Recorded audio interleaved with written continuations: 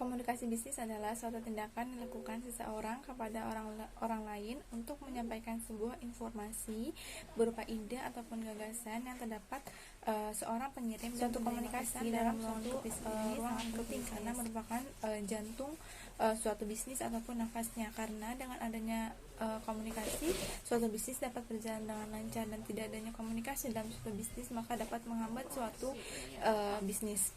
Seperti contohnya perusahaan penghasil produk itu memerlukan suatu komunikasi untuk memasarkan suatu produknya agar dapat dikenal oleh orang lain ataupun masyarakat, yaitu dengan memasarkan atau biasa disebut dengan promosi.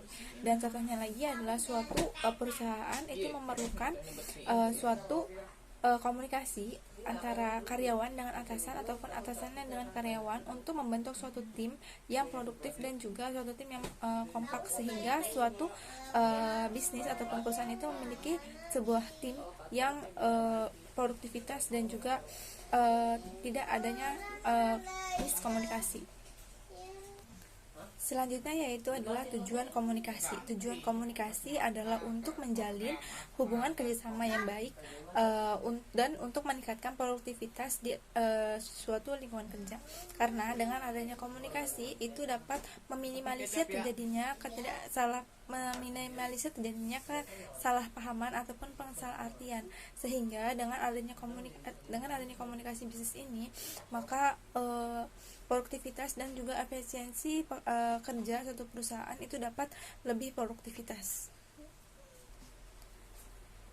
Selanjutnya yaitu adalah proses komunikasi. Komunikasi dapat dipandang sebagai proses penyampaian informasi, proses penyampaian ide ataupun gagasan, dan sebagai proses penciptaan arti terhadap suatu gagasan.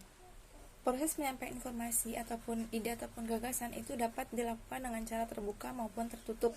Untuk menyampaikan itu diperlukan suatu proses yang dilakukan dengan berbagai pertimbangan. Apakah perlu disampaikan secara cepat atau menunggu waktu yang tepat? Informasi yang dimiliki perlu dilakukan encoding, di mana diformulasikan agar dalam penyampaian dapat secara sistematis sejumlah informasi yang harus dikomunikasikan kepada pihak lain memerlukan suatu proses penyampaian gagasan, yaitu upaya mengolah gagasan ataupun ide menjadi bahasa yang sederhana agar mudah dimengerti oleh penerima informasi. Sedangkan proses penciptaan arti adalah merupakan bentuk dari sebuah gagasan yang dimulai dengan menonjolkan sisi kebaikan dan keburukan atau manfaat atau tidaknya suatu komunikasi ataupun bahan komunikasi dari suatu gagasan, yaitu komunikasi memiliki teknik informatif, persuasif, dan juga instruktif dan juga humanis. Dan komunikasi juga dapat diterima dengan satu arah ataupun dua arah. Selanjutnya yaitu adalah jenis komunikasi dalam bisnis. Jenis komunikasi dalam bisnis ada 3, diantaranya yang pertama adalah komunikasi horizontal. Komunikasi horizontal adalah suatu posisi atau level yang sama dalam perusahaan. Contohnya seperti antar dua manajer berbeda perusahaan ataupun antara dua karyawan yang bekerja di departemen yang sama. Jenis konflik terbagi 2, yaitu pertama konflik konstruktif, yaitu konflik yang memiliki nilai positif bagi pengembang organisasi. Yang kedua, konflik destruktif, yaitu kebalikan dari konflik konstruktif yang memiliki nilai negatif bagi organisasi.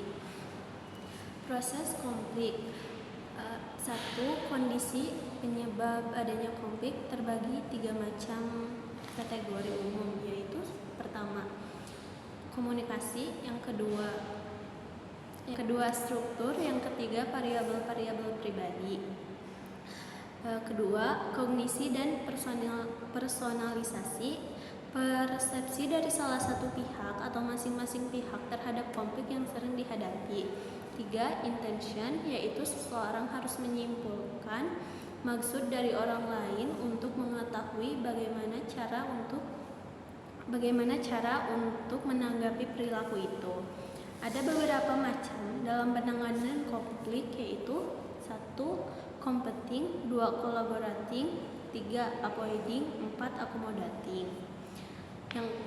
Yang keempat, Behavior tahap perilaku meliputi pertanyaan, aksi, dan reaksi yang dibuat oleh pihak-pihak yang berkonflik. Perilaku konflik ini biasanya merupakan upaya kasat mata untuk mengoperasikan maksud dari masing-masing pihak. Yang kelima, hasil. Jalinan aksi reaksi antara pihak-pihak yang berkonflik menghasilkan konsekuensi.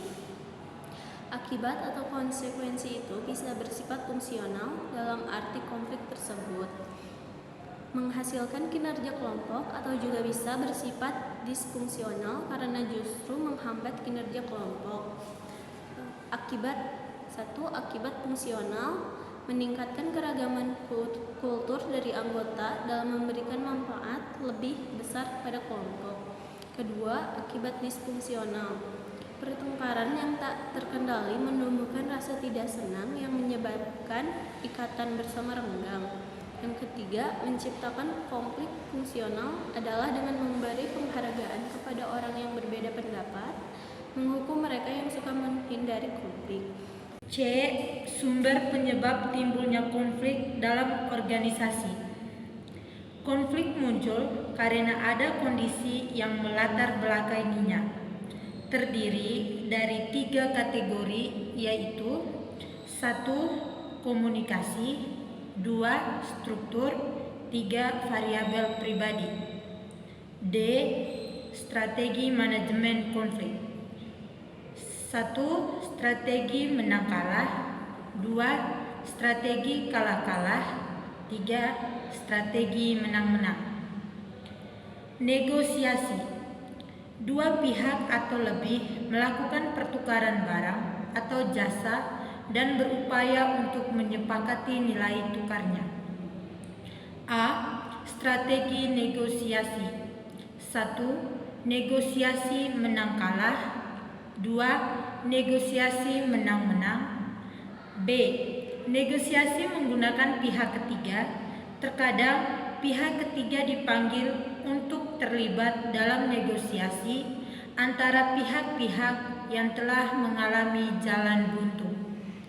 1. Mediasi, 2. Arbitrase, 3. Konsiliasi, 4. Konsultasi.